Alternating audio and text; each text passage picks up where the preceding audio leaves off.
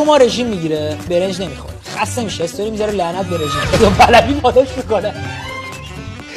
یارو فیلم سوپر زنش میبینه میگه آخش خدا رو شکر فیلم بود. یه روز یه پسر قزوینی با باباش میره همون. 2 ساعت میگذره، مامانه میگه بیاین بیرون. پسره میگه لیف افتاده جرئت نداریم برداریم. وای کاندوم خربزه‌ای نباید دختری که اسمش اصل استفاده کنه.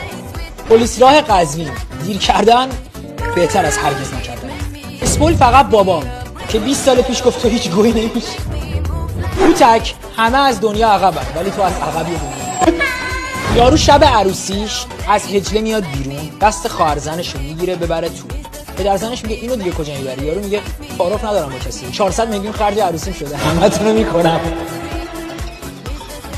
یه روز یارو میره مجلس ختم، میزنه زیر گریه، براش دستمال میارن، میگه نوار بداشتی بدید.